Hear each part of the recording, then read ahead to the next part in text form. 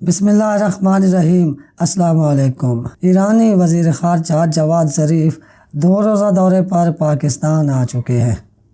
یہ دورہ بہت اہمیت کا حامل ہے کیونکہ ٹرمپ الیکشن ہار چکے ہیں اور سعودی ولی عہد پاکستان اور افغانستان کے معاملات بھی اب بہت اہم مرحلے میں داخل ہو چکے ہیں۔ اس کے ساتھ ہی سعودی عرب اور عرب امارات کی طرف سے اپنے 2 ارب ڈالرز کی واپسی کا تقاضا بھی شامل ہے جو وہ پاکستان سے کر رہے ہیں۔ اسی طرح پاکستان کی مستقبل میں وابستگی کا بھی بڑا عمل دخل موجود ہے کیونکہ ترکی، ملائیشیا اور پاکستان ایک نئے طاقتور اسلامی بلاک کو بنانے میں اپنا مؤثر کردار ادا کر رہے ہیں، تو اس ضمن میں بھی یہ دورہ اہم سمجھا جا رہا ہے۔ اس ویڈیو کو آخر تک دیکھیں اور باقی تفصیلات سے پہلے آپ ہمارے channel facts plus T V کو سبسکرائب کر کے ساتھ لگے گھنٹی کے نشان کو بھی دبا دیں۔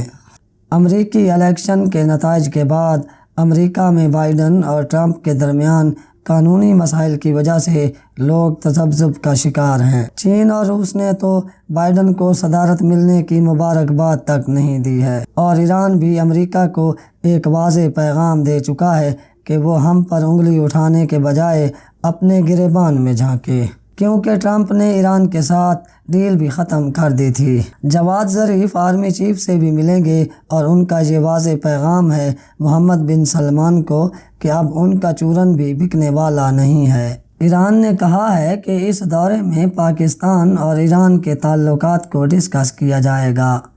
اس کے علاوہ امریکی انتخابات کے بعد کی صورتحال کو بھی ڈسکس کیا جائے گا اور اس کے ساتھ ساتھ P5+ کا جو معاہدہ امریکہ اور ایران کے درمیان تھا جسے ٹرمپ نے ختم کیا تھا، اس کی دوبارہ بحالی کے لیے پاکستان کے کردار کو ڈسکس کیا جائے گا، کیونکہ پاکستان نے پہلے افغانستان میں طالبان اور امریکہ کے درمیان بھی ایک ڈیل کروائی ہے، تو ایران کی بھی امریکہ سے ڈیل میں پاکستان کو ایک اہم فریق سمجھا جا رہا ہے۔ جواد ظریف نے پاکستان میں لینڈ کرنے سے پہلے ایک اہم ٹویٹ کیا ہے جو بہت ہی اہمیت کا حامل ہے۔ وہ اپنے ٹویٹ میں لکھتے ہیں کہ ہمارا اپنے تمام ہمسایہ ممالک کے لیے ایک مخلصانہ پیغام ہے۔ ٹرمپ تو 70 دن میں چلا جائے گا مگر ہم نے یہاں ہمیشہ رہنا ہے۔ باہر سے آئے ہوئے گھسپیٹیوں پر انحصار کرنا اپنی حفاظت کے لیے کبھی بھی اچھا جوا ثابت نہیں ہوا۔ ہم اپنے تمام ہمسایوں کی طرف دوستی کا ہاتھ بڑھاتے ہیں کیونکہ ہم مل کر مذاکرات سے ہی اپنے مسائل حل کر سکتے ہیں اور ہم مل کر ہی ایک دوسرے کے لیے بہتر اور اچھا مستقبل بنا سکتے ہیں۔ یہ ٹویٹ اور اس میں استعمال کی گئی زبان آنے والے دنوں میں ہونے والی عالمی سطح پر بڑی تبدیلیوں کے لیے ایک واضح پیغام ہے جو ایران نے دیا ہے۔ پاکستان اور ایران کے تعلقات پر بھی اس ٹویٹ کا آپ گہرا اثر دیکھیں گے۔ مزید خبروں پر تجزیوں کے لیے ہمارے ساتھ رہیں۔